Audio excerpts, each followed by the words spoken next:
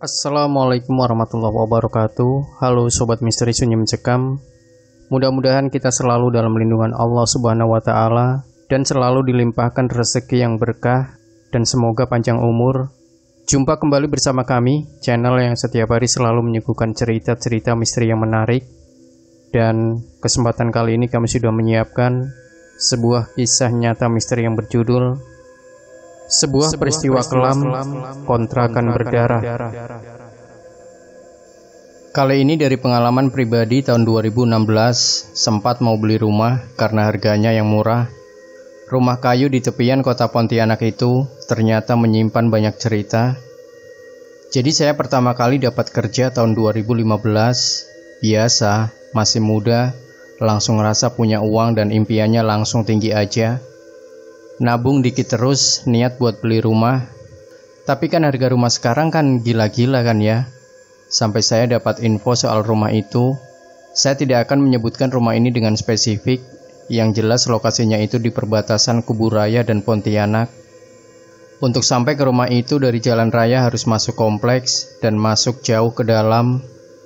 Setelah belok sana sini, nanti akan ketemu tuh rumah tua dari kayu. Untuk sebuah rumah di tepi kota Pontianak, harga rumah itu sangat miring, bahkan kelewat miring. Cuma 16 juta rupiah, sudah dengan tanahnya. Gokil nggak? Siapa yang nggak tergiur dengan harga segitu?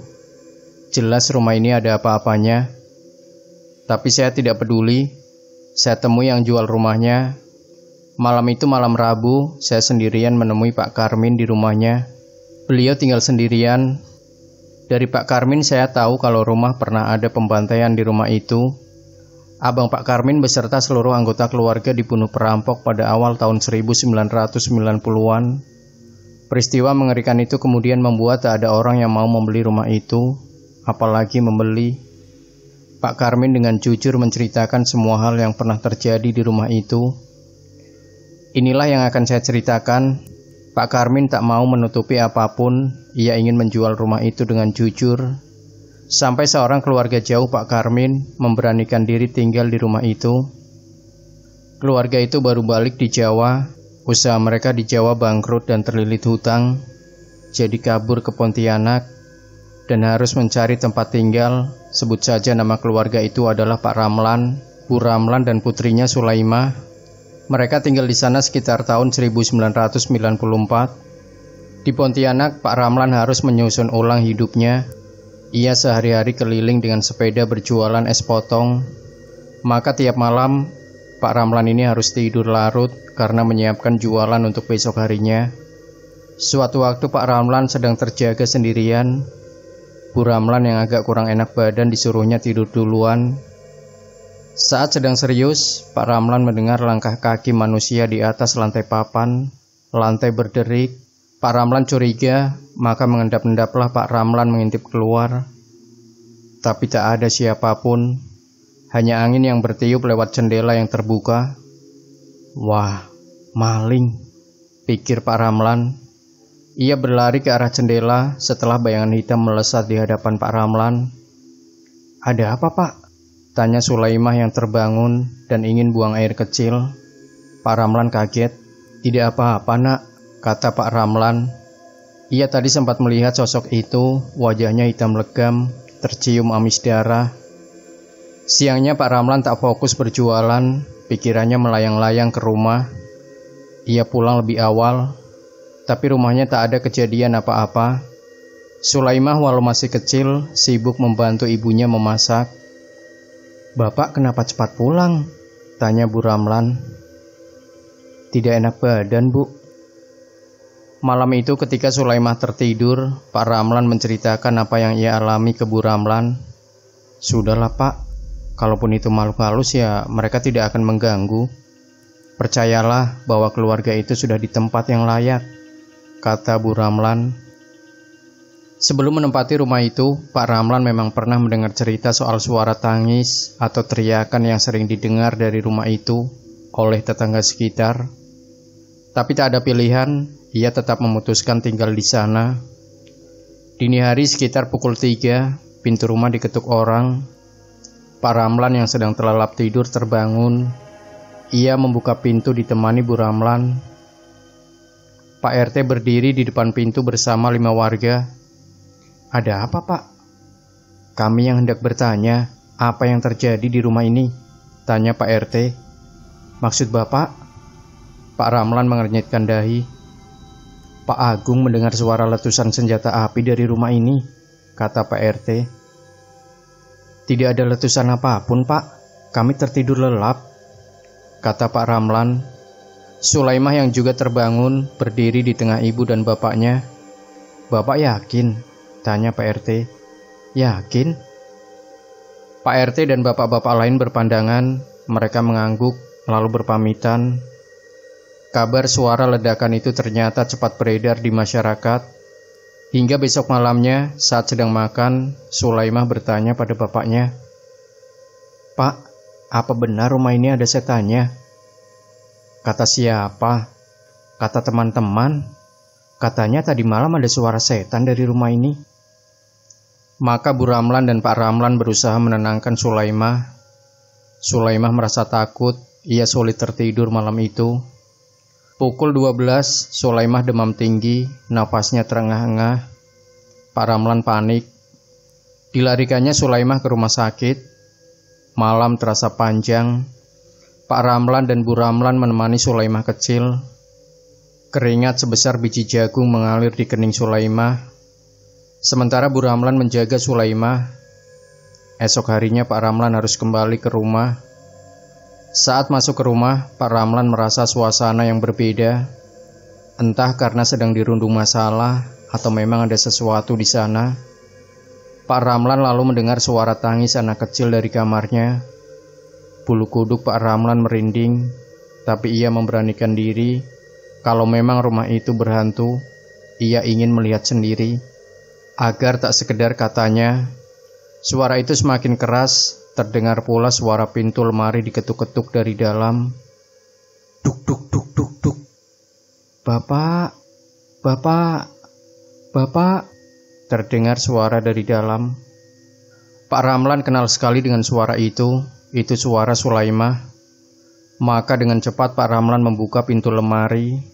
Ia kaget bukan kepalang. Tampak Sulaimah tengah duduk di dalam lemari. "Sulaimah, kenapa kamu di sini?"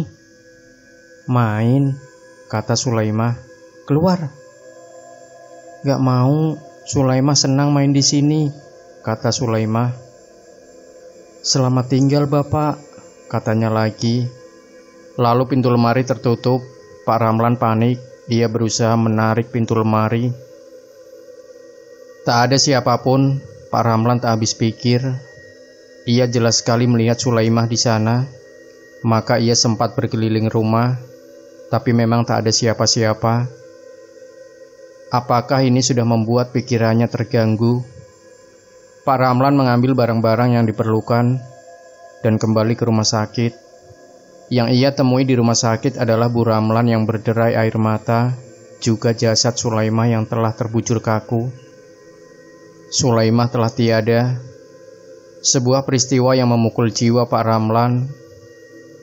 Pak Ramlan tak mengerti apa yang sebenarnya terjadi. Yang jelas, ia merasa rumah itu telah dikutuk. Maka setelah Sulaimah dikebumikan, pergilah ia bersama Bu Ramlan mencari kontrakan. Setelah berjualan, ia punya sedikit tabungan, setidaknya untuk mengontrak hingga sebulan ke depan. Pak Karmin mengakhiri ceritanya. Pak Karmin menyesap kopinya, lalu memulai cerita yang kedua. Setelah kejadian itu, rumah itu kembali kosong, tapi Pak Karmin merasa sangat sayang kalau rumah itu tak ada yang menempati. Maka dipanggillah orang pintar untuk mengusir setan di rumah itu. Tak lupa diadakan pula selamatan, alias tolak bala. Maka mulailah berdatangan calon pengontrak. Pak Karmin menceritakan semuanya soal seluk-beluk rumah itu, dan pengontrak ini setuju. Sebut saja namanya Sofian. Ia punya istri yang sedang hamil bernama Rahmi. Sofian dan Rahmi ini pengantin baru. Di rumah istrinya, Sofian sering merasa tak nyaman dengan mertuanya. Jadi diputuskanlah cari kontrakan. Posisi rumah itu tak jauh dari tempat kerjanya. Harga sewanya juga miring. Sofyan alumni pesantren, urusan makhluk halus bukan hal yang baru baginya. Ia percaya itu hanya ulah setan untuk menggoda manusia. Sebuah peristiwa terjadi di malam ketujuh mereka tinggal di rumah itu. Sekitar pukul 11 malam, Sofyan mendengar suara ribut-ribut di luar. Terdengar suara adu mulut. Rahmi sudah tertidur, maka Sofyan mengintip keluar. Tak ada siapa-siapa, tapi di pojok ruangan yang gelap, Sofyan sekilas melihat 4 sosok berdiri seolah menatapnya. 2 dewasa dan 2 anak-anak. Sofyan memejamkan mata dan membaca doa. Sosok-sosok itu tiada. 3 hari kemudian, saat Sofyan sedang bekerja, Rahmi mendengar suara anak kecil berlari, membuat lantai berderit. Rahmi yang sedang memasak kaget bukan kepalang ketika seorang anak berdiri di belakangnya. "Hei, sedang apa kamu di sini?" tanya Rahmi. "Aku sedang bermain," kata bocah itu. "Dengan siapa?" "Dengan temanku, tapi mereka sedang bersembunyi." "Di mana?" "Di sini." "Kok main di rumah saya?" "Ini rumah saya," kata gadis kecil itu. "Hahaha, main di luar saja ya," kata Rahmi. "Tidak, di sini saja," kata anak kecil itu bersikokoh. Rahmi heran kenapa anak itu bermain di rumahnya. "Namanya siapa?" "Sulaimah," sahut anak kecil itu lalu berlari sambil tertawa meninggalkan Rahmi. Rahmi diam 1000 bahasa. Rahmi ingat cerita Pak Karmin. Ia terduduk menggigil ngeri. Sepulang Sofyan dari kerja, Rahmi langsung menceritakan apa yang ia alami. Malam itu juga mereka berkemas kembali ke rumah Rahmi. Sofyan kembali ke rumah mertua, mengalah karena kasihan pada istrinya. Pak Karmin melanjutkan cerita. Penghuni ketiga, seorang janda beranak 1 bernama Ratih. Anaknya kita panggil saja dengan Bima. Usia Bima 8 tahun, Ratih sehari-hari bekerja sebagai buruh cuci. Setiap pagi ia akan pergi ke rumah pelanggannya untuk mencuci pakaian mereka. Dalam sehari ia bisa berpindah 2 hingga 3 rumah. Ratih memang sering mendengar suara-suara aneh di malam hari. Tapi Ratih tipikal perempuan yang keras pada dirinya sendiri.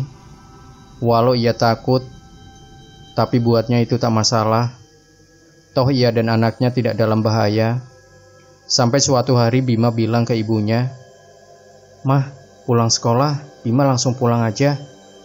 "Kamu berani sendirian?" tanya Ratih. "Kan Bima punya teman mah sekarang," kata Bima. Ratih senang anaknya punya teman, maka Bima diizinkan pulang. Karena biasanya Bima disusul oleh ibunya, seperti itulah keseharian Bima. Setiap malam ia bercerita pada ibunya tentang temannya, seorang anak perempuan bernama Sulaimah. Ratih tak curiga sama sekali. Namun ketika Pak Karmin bertamu ke rumahnya untuk memeriksa, Ratih menemukan fakta yang mengejutkannya. Tak ada Sulaimah di sini. Lalu Pak Karmin menceritakan semua kejadian yang pernah terjadi di rumah itu. Ketika Bima pulang, Ratih langsung menodongkan pertanyaan. "Dari mana kau Bima?" "Main mah sama Sulaimah." "Bohong, tidak ada Sulaimah." "Bener mah, Bima tidak bohong," kata Bima menangis mendengar suara ibunya yang terdengar marah. "Kamu jangan mengarang." "Beneran mah." "Coba panggil Sulaimah sekarang," seru Ratih. "Sulaimah, Sulaimah," seru Bima sambil terisak. "Sulaimah tidak mau datang, dia takut sama mama," kata Bima lirih. Malamnya Ratih terbangun, Bima menarik tangannya. "Ma, Sulaimah mau ketemu mama," kata Bima. Ratih terperanjat, tapi ia mengikuti langkah Bima. Jendela ruang tamu terbuka. "Lihat mah, itu Sulaimah," kata Bima menunjuk pohon. Ratih melihat sosok kecil berbaju putih di sana. "Astagfirullah," seru Ratih sambil menutup jendela dan menarik tangan Bima. "Ma, Bima mau main sama Sulaimah," kata Bima. Tapi Ratih terus berjalan, mengunci pintu kamar dan menarik Bima ke dalam selimut. "Tidur Bima, besok kau sekolah." Besok harinya Ratih pulang lebih awal. Ia tak mau Bima sendirian di rumah. Ia menemani Bima seharian. Malamnya Bima bilang, "Gara-gara Mama, Sulaima tak mau main lagi dengan Bima." "Lebih baik begitu, Bima. Mama janji, Mama yang akan menemani Bima main," kata Ratih menghibur Bima. Setelah itu Bima hanya bermain dengan ibunya. Tak pernah lagi muncul cerita soal Sulaima. Tapi suatu malam, Ratih mendengar suara lantai kayu diinjak. Ratih waspada. Ia mengintip ke ruang tamu, dan alangkah kagetnya Ratih melihat dua orang pria berbadan besar sedang berusaha masuk dari jendela. Beberapa saat kemudian, mereka menyadari keberadaan Ratih. Seorang pria melompat menerjang Ratih. Tangan Ratih ditekuk ke belakang, mulutnya ditahan dengan tangan. Ratih mengerang. "Ini nih, janda yang sering diomongin orang," kata pria tadi. "Pucuk dicinta, nikmatmun tiba," sahut pria yang lain. Maka dua pria itu berusaha menggerayangi Ratih. Ratih berusaha berteriak, namun mulutnya disekap. Namun beberapa saat kemudian, kedua pria itu melepaskan Ratih. Mereka panik berhamburan lari keluar jendela setelah melihat sosok di pojokan ruang. Dua anak kecil dan dua dewasa. Ratih masih setengah sadar saat ia melihat empat sosok itu. Tapi di antara mereka tak ada Sulaimah yang pernah ia lihat. Kata Pak Karmin, Ratih adalah penghuni terlama di rumah itu. Ia pindah saat hendak bersuami lagi. Beberapa kali Ratih mengalami peristiwa aneh, namun Ratih tetap bertahan. Nah, setelah saya desak, Pak Karmin melanjutkan ceritanya tentang penghuni terakhir. Menghuni rumah itu sekitar tahun 2007. Penghuni yang terakhir menempati rumah itu namanya Samsul, seorang mahasiswa dari Jawa. Kuliah di Pontianak karena lulusnya di Pontianak. Keseberang pulau pun dijalani demi kuliah di PTN. Ia juga dapat beasiswa bidik misi. Samsul sudah dengar cerita dari Pak Karmin, tapi katanya ia ada yang jaga. Ia tak pernah takut dengan hal-hal begitu. Maka Pak Karmin mengizinkan Samsul tinggal di sana. Pak Karmin kali ini tak menarik bayaran, asal ada yang rawat rumah itu saja. Samsul sering mendengar suara aneh, tapi tidak ia pedulikan. Suara tembakan, derik lantai, lemari terbuka dianggap biasa saja. Samsul cuma bilang, "Kita sama-sama tinggal di sini, jangan saling ganggu." Tapi karena keberanian Samsul ini, suara aneh semakin sering ia dengar. Hingga suatu malam Samsul ditunjukkan sesuatu. Seusai mengerjakan tugas, Samsul mendengar suara lantai berderik. Dia tak peduli, tapi ia melihat sesosok anak kecil perempuan berkelebat. Samsul pun mengikuti arah kelebatan tadi. Di luar tampak darah mengalir di lantai. Bayangan seorang bapak terkapar di lantai, lalu seorang ibu menangisi. Dua anaknya ikut mengguncang-guncang tubuh si bapak.